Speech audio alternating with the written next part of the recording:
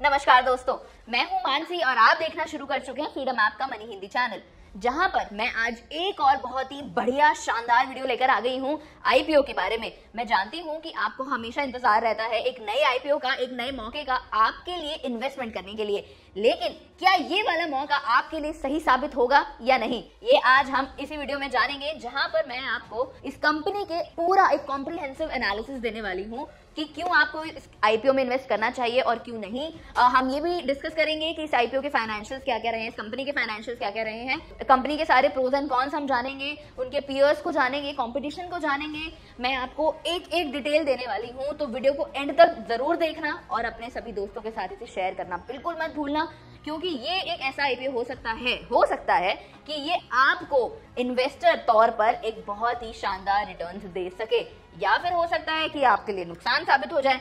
ये तो भाई अब वीडियो में ही पता चलेगा। तो चलिए शुरू करते हैं। कंपनी का नाम है quality power electrical equipment limited. अब ये एक ऐसी कंपनी है जो एक प्रोमिनेंट प्लेयर है high voltage electrical equipment sector में। मतलब इससे ये पता चल रहा है कि ये पावर सेक्टर की कंपनी है, ठीक है, क्योंकि हाई वोल्टेज इलेक्ट्रिकल इक्विपमेंट से बनाती है। अब यहाँ पे हमारे पास है अपना आईपीओ वो लेकर आ रही है। इस आईपीओ की डिटेल्स मैं आपको बताऊंगी। कंपनी जो है वो इन्वेस्टर्स के लिए कैसे अच्छा मौका एक साबित हो सकता है, ये भी हम इस वीडियो में जानेंगे। एक पूरा कॉम्प्रिहेंसिव एनालिसिस मैं आपको दूंगी, फाइनेंशियल परफॉर्मेंस समझेंगे, ठीक है। उससे पहले जरा कंपनी का एक ओवरव्यू जान लेते हैं। कंपनी 2001 में स्टार्ट हुई थी, जहां पर वो बताती है कि उसके जो स्पेशलाइजेशन है ना प्रोडक्ट्स में, वो हाई वोल्टेज इलेक्ट्रिकल इक्विपमेंट में है। ग्रिड कनेक्टिविटी आपने देखा होगा, बड़े बड़े टावर्स लगे होते हैं कहीं पे आप अगर जा रहे हो, तो वो टावर बनाने के काम, उनकी कनेक्टिविटी पूरा ग्रिड के तौर पर देने के काम वो सारी कंपनी करती है। एनर्जी ट्रांजिशन वगैरह सारा इस कंपनी के अंडर आता है। कंपनी जो प्रोडक्ट्स और सर्विसेज प्रोवाइड करती है वो पावर जनरेशन में होती है, ट्रांसमिशन में, डिस्ट्रीब्यूशन में और ऑटोमेशन में। इसके अंदर हमारे पास रिन्यूएबल एनर्जी एप्लीकेशन भी शामिल है। कंपनी ला रही है अपना आईपीओ 14 फरवरी 2025 को,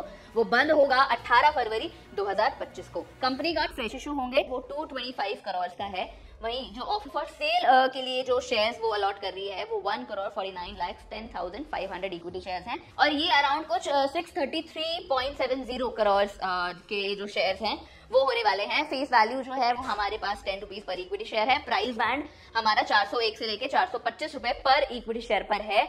और आपको ये मालूम है कि अगर आपको इन्वेस्ट करना है, इसके अंदर अप्लाई करना है, तो आपको अपर प्राइस बैंड पर अप्लाई करना होगा, 425 पर आपको अप्लाई करना होगा। आईपीओ ओपन हो रहा है 14 फरवरी, वैलेंटाइंस डे वाले दिन।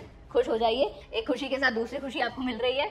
और क्लोज होगा ये 18 फरवरी को। लिस्टिंग शेयर्स जो है वो एक्सपेक्टेड, ये टेंटेटिव डेट होती है हमारी, ये 21 फरवरी 2025 बताई जा रही है। अब इस आईपीओ से जो पैसा जनरेट होने वाला है उसका कंपनी क्या करने वाली है। कंपनी पहले तो अपनी कैपिटल रिक्वायरमेंट्स को कंप्लीट करेगी, और यूजुअली कंपनीज जो होती है वो अपने फ्रेश इशू में से अपना डेट भी कम करती है, तो ये भी कंपनी वैसा ही करने वाली है।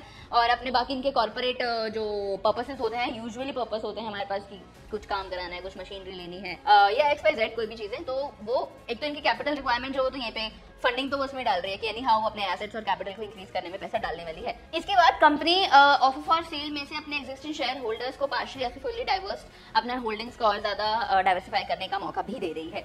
अब फाइनेंशियल परफॉर्मेंस देख लेते हैं कि आखिर कंपनी कहाँ स्टैंड करती है फाइनेंशियल्स के, प्रॉफिट्स में, उसके रेवेन्यू में, कहाँ क्या हिसाब किताब है कंपनी का। तो कंपनी का अगर मैं FY 21-22 की बात करूं तो रेवेन्यू कंपनी का 211.73 करोड़ का रहा।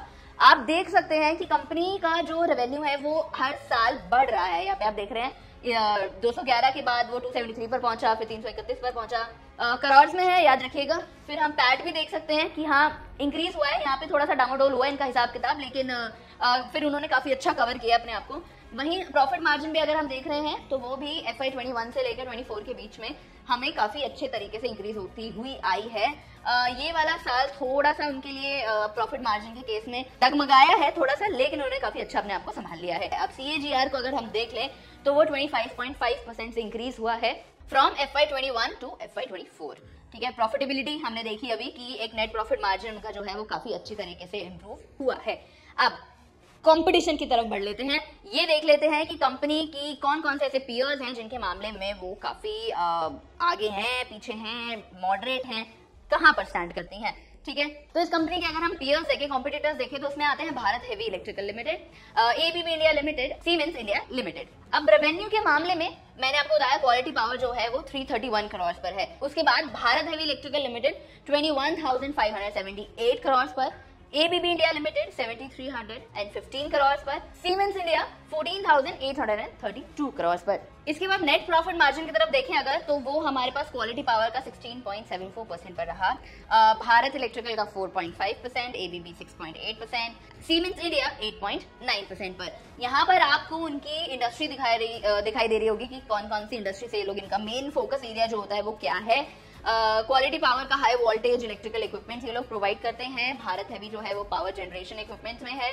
इलेक्ट्रिफिकेशन और ऑटोमेशन में ABB इंडिया है, और इलेक्ट्रिफिकेशन और डिजिटलाइजेशन में हमारी चौथी पीयर कंपनी जो क्वालिटी पावर के साथ कंपीट करने में हम इसको देख सकते हैं। अच्छा, पीयर्स हम इसलिए देखते हैं कि कंपनी जब लिस्ट हो जाएगी तो हम एक कंपैरिजन देख सकते हैं कि अगर लिस्ट होने के बाद कंपनी क्या अपने पीयर्स के मुकाबले कहीं पर स्टैंड कर सकती है या नहीं। ठीक है, तो अब आगे बढ़ने से पहले एक प्रोडक्ट पोर्टफोलियो की बात मैं आपको बता देती हूँ कि कंपनी के पास ऐसे कौन कौन से प्रोडक्ट्स हैं, क्योंकि कंपनी का जो रेवेन्यू है वो 73% रेवेन्यू उनका इंटरनेशनल मार्केट से ही आता है। जो प्रोडक्ट्स और सर्विसेज वो इंटरनेशनल मार्केट में सप्लाई करते हैं।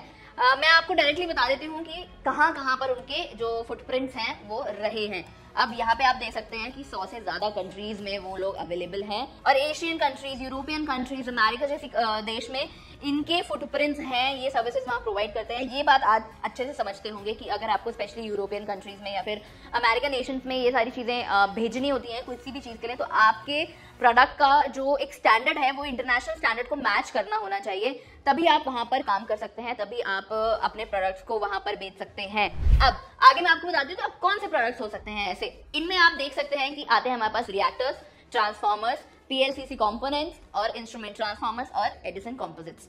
अब रिएक्टर्स के अंदर हमारे पास ये सारे रिएक्टर्स हैं, HVDC रिएक्टर्स हैं, सीरीज रिएक्टर्स हैं, स्टंट रिएक्टर्स हैं, आयरन कोर रिएक्टर्स हैं। ट्रांसफॉर्मर्स में हमारे पास ये टाइप इनके जो प्रोडक्ट्स ये बनाते हैं ट्रांसफॉर्मर्स में वो सारे आते हैं। और आप ये ध्यान से देखिए कि आपको ये पिक्चर्स भी नजर आ रही हैं, आप यहाँ से समझ सकते हैं कि ये जो रिएक्टर्स हैं देखो ऐसे दिखते होते हैं, है ना। जैसे मैंने आपको ट्रांसफॉर्मर्स का बताया था, ऐसे ट्रांसफॉर्मर्स दिखते होते हैं। PLCC कंपोनेंट, ये आपने कभी आप ट्रैवल कर रहे होंगे तो आपने कभी ना कभी रास्ते में तो देखा होगा कि ये हम राह चलते हुए चीजों में हमें दिखता है।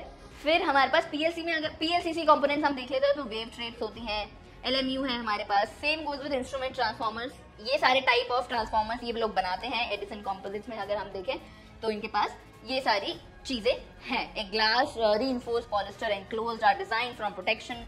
ये ना सारी चीजें बताने का मोटिव जो है ना मेरा, वो ये है कि आपने ये अंदाजा लगा सकते हैं कि कंपनी का जो प्रोडक्ट डाइवर्सिफिकेशन है ना वो कितना अच्छा है।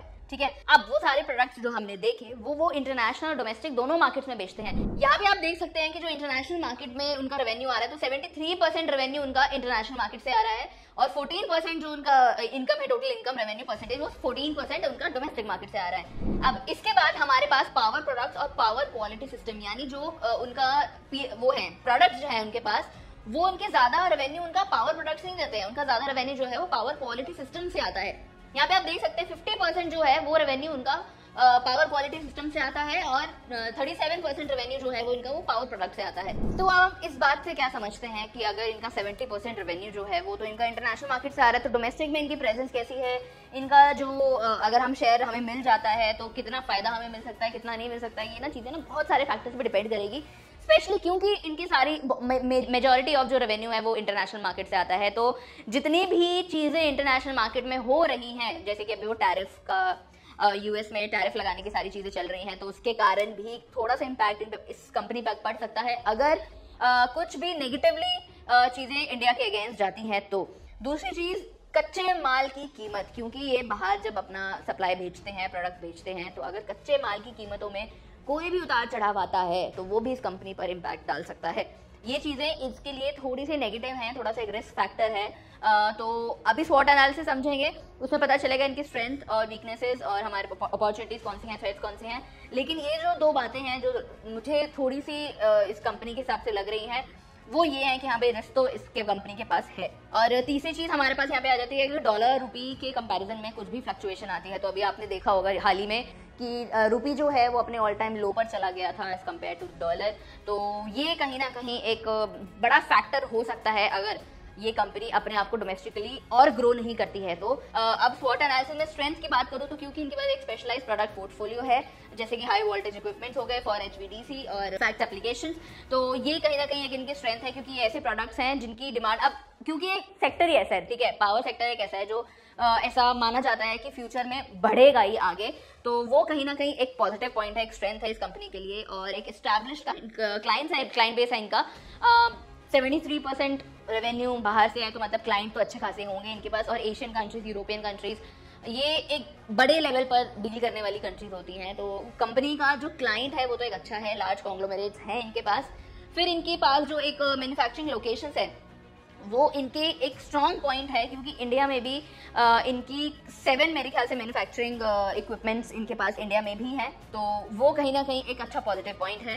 वीकनेसेस जैसे मैंने आपको बताया कि लिमिटेड मार्केट शेयर है इनका, क्योंकि जब इनके हम पीयर से कंपेयर कर रहे हैं तो उन्होंने काफ़ी अच्छा मार्केट ऑलरेडी कैप्चर करके रखा हुआ है, तो वो कहीं ना कहीं एक लिमिटेड चीज़ आ जाती है, लिमिटेशन है इनके लिए। और हाई डिपेंडेंसी ऑन की क्लाइंट्स ही है, एक स्पेशली वही है कि अगर कहीं से कोई रेवेन्यू आ रहा है तो हम मेजरली फोकस वही कर रहे हैं कि यार हमने अपना मेजर ध्यान वहीं पर लगा रखा है। फिर अपॉर्चुनिटीज देख लेते हैं, तो यहाँ पर इंफ्रास्ट्रक्चर डेवलपमेंट की अपॉर्चुनिटीज के पास अच्छी है, क्योंकि इनके जो प्रोडक्ट्स हैं वो एक ग्रोइंग डिमांड वाली मार्केट में फॉल करते हैं। वहीं रिन्यूएबल एनर्जी इंटीग्रेशन ये है कि अब जो ग्रिड कनेक्टिविटी है उसके लिए ज़्यादा फोकस किया जा रहा है, रिन्यूएबल एनर्जी के ऊपर हमारी सरकार भी, और इनफैक्ट बहुत सारी कंपनीज जो हैं वो अब रिन्यूएबल एनर्जी के ऊपर ज़्यादा ध्यान दे रही हैं। थ्रेट्स मैंने आपको बताया, इंटेंस कंपटीशन बताया, रेगुलेटरी चैलेंजेस, एनीहाउ जो टैरिफ वाली बात हमने करी वो होगा, कीमतों में कोई अगर ऊपर नीचे होती हैं तो वो भी, और डॉलर और रुपी के कंपैरिजन में जो भी चीज़ें चल रही हैं वो भी इनके लिए थ्रेट साबित हो सकती है। अब जीएमपी की बात करने से पहले ना मैं आपको ये बता देती हूँ कि कंपनी का जीएमपी, अगर इस कंपनी का स्पेशली इस कंपनी का जीएमपी अगर बढ़ रहा है, कांस्टेंट बढ़ता है लिस्टिंग तक, तो इस कंपनी में इन्वेस्ट करने का फायदा है। लेकिन अगर आप शॉर्ट टर्म में देख रहे हैं ना इन्वेस्ट करने के लिए, तो वो थोड़ा मुश्किल है, थोड़ा खतरा बना रहेगा शॉर्ट टर्म इन्वेस्टर्स के पास में। लेकिन अगर कोई मीडियम टर्म के लिए, मॉडरेट टर्म के लिए या फिर लॉन्ग टर्म के लिए इन्वेस्ट करने के बारे में सोच रहा है, तो वो कहीं ना कहीं लिस्टिंग गेन्स देख सकता है। अभी इस पॉइंट ऑफ टाइम पर कंपनी का जीएमपी जो है वो 17% पर चल रहा है, अराउंड उसके इतना। लेकिन अगर अभी भी टाइम है, 14 तारीख को आने वाला है, तो उस दौरान अगर जीएमपी इनका इंक्रीज होता है, कॉन्स्टेंटली इंक्रीज होता है, कहीं 30-35% के आसपास अगर पहुंचता है, तो लिस्टिंग गेन्स का फायदा उठाया जा सकता है, तो वहां पर आप लोग इन्वेस्ट करने के बारे में सोच सकते हैं। लेकिन अगर आप शॉर्ट टर्म में सोच रहे हैं तो फिर हाई वोलेटिलिटी का सामना शॉर्ट टर्म इन्वेस्टर्स को करना पड़ सकता है। लेकिन लॉन्ग टर्म इन्वेस्टर्स के लिए एक और चीज ध्यान में आपको रखनी चाहिए कि आपको ज्यादा डीप एनालिसिस करना पड़ेगा कंपनी के ऊपर। प्राइसेस में कोई डिफरेंस, डॉलर रुपये का सारा scene, sector wise, industry wise जितनी भी चीजें हैं वो सब आपको ध्यान रख के चलनी पड़ेंगी। और इसके लिए आपको ये पता होना चाहिए कि किसी भी आईपीओ में अगर आपको इन्वेस्ट करना है तो कैसे करना है, कैसे अंदाजा लगाया जाए, अंदाजा क्या, कैसे एनालिसिस किया जाए इनफैक्ट कि कौन सी कंपनी सही रहेगी कौन सी नहीं। तो उसके लिए ना एक बहुत शानदार कोर्स अवेलेबल है फ्रीडम ऐप पर आईपीओ का, तो वहां पर जाकर आप सीख सकते हैं कि आईपीओ में इन्वेस्ट कैसे करें हम लोग, कितना इन्वेस्ट करें, कब इन्वेस्ट करें, कब बाहर निकलें, सारी चीजें आपको उस कोर्स में बताई जाएंगी। एक्सपर्ट्स आपको बताएंगे सारी जानकारी। और तो मैं भी आपको अपनी वीडियोस में एक पूरा एनालिसिस देती हूँ, लेकिन फिर भी कोई भी कहीं भी किसी भी जगह पर इन्वेस्ट करने से पहले ना एक प्रॉपर रिसर्च और आपका खुद का एनालिसिस हमेशा काम आता है, तो इस बात का आप ध्यान रखना। और फ्रीडम ऐप पर तो अभी ना ऑफर भी चल रहा है, 399 में आपको सारे कोर्सेज मिल जाते हैं, सिर्फ और सिर्फ 399 रुपए में। क्या आता है यार इतने से पैसे में, तो जल्दी से कोर्स देख लो, सीख लो वहां पर क्या क्या चीजें चल रही हैं, कैसा क्या हो रहा है। और कोर्स का लिंक आपको मेरे चैनल प्रोफाइल और डिस्क्रिप्शन दोनों पर ही मिल जाएगा। डाउनलोड कर लेना फ्रीडम ऐप को, क्योंकि ये एक ऐसा प्लेटफॉर्म है जहां पर अगर आप बिजनेस, फार्मिंग, पर्सनल फाइनेंस, कुछ भी सीखना है ना आपको, वो सब कुछ मिल जाएगा, सारी चीजें अवेलेबल है एक्सपर्ट नॉलेज के साथ, तो जल्दी से डाउनलोड कर लेना। चलिए वीडियो पे वापस लौटते हैं और अब ये जान लेते हैं कि की कंसिडरेशंस आपने क्या सीखा इस वीडियो से, आपको क्या पता चला कि क्या आपको इस कंपनी में इन्वेस्ट करना चाहिए, इस आईपीओ में इन्वेस्ट करना चाहिए या नहीं। सबसे पहले जान लेते हैं कि क्यों आप इस कंपनी में इन्वेस्ट कर सकते हैं। एक तो स्ट्रॉन्ग फाइनेंशियल्स है, एनी हाउ हमने देखा कि ग्रोथ तो उनको मिल रही है। दूसरी ये चीज कि उनका जो रिन्यूएबल एनर्जी पर फोकस है ना, वो उनको एक फ्यूचरिस्टिक ग्रोथ दे सकता है। तीसरी चीज, जीएमपी अगर बढ़ता है, कॉन्टिन्यूसली इंक्रीज होता है, तो लॉन्ग टर्म इन्वेस्टर्स को फायदा मिल सकता है। और चौथी चीज ये कि क्योंकि इनका ऑलरेडी इंटरनेशनल मार्केट में एक अच्छा प्रेजेंस बना हुआ है, तो इनके रेवेन्यू को वहां से अच्छी खासी ग्रोथ मिल जाती है। फिर अब रिस्क जान लेते हैं कि क्यों आप इस कंपनी में इन्वेस्ट नहीं करना चाहिए। पहली चीज तो अगर आप शॉर्ट टर्म इन्वेस्टर्स हैं तो खतरा आपके ऊपर बना रहेगा, तो वहां पर आप थोड़ा सोच समझ कर चलिएगा। उसके बाद इनका एक कॉम्पिटिटिव इंडस्ट्री इनके पास है, फिर इनकी जो डिपेंडेंसी है वो कुछ ही क्लाइंट्स पर है, और फ्लक्चुएशंस अगर इनके रॉ मटेरियल के कॉस्ट में, जैसे मैंने आपको बताया, अगर जो भी इनका कच्चा माल है उसमें प्राइस में कुछ भी फ्लक्चुएशंस आती हैं तो वो भी इस पर इम्पैक्ट डाल सकती है। समझ में आया आपको? सीख लिया आपने? अब क्या लगता है आपको, आप इन्वेस्ट करेंगे? मुझे कमेंट सेक्शन में बताना, और अगर नहीं करेंगे तो उसका रीजन भी बता देना, करेंगे उसका रीजन भी बता देना, ठीक है? अपने पॉइंट्स, अपनी फीडबैक्स, अपने सजेशंस आप मुझे कमेंट सेक्शन में लिख सकते हैं। मैं उम्मीद करती हूँ ये वीडियो आपको समझ में आई होगी, पसंद आई होगी। लाइक, शेयर, सब्सक्राइब करना मत भूलना। ऐसी और भी मजेदार वीडियोस के लिए, ऐसी और भी रिसर्च वीडियोस के लिए ना आप फ्रीडम ऐप पर आ सकते हैं, मनी हिंदी चैनल को सब्सक्राइब कर सकते हैं, जहां पर ये सारा कंटेंट सिर्फ आपके लिए अवेलेबल है। चलिए, मैं उम्मीद करती हूँ सारी जानकारी समझने के बाद एक प्रॉपर डिसीजन, एक सही डिसीजन आप लोग जरूर लेंगे। मैं मानसी, मिलती हूँ आपसे अगली वीडियो में।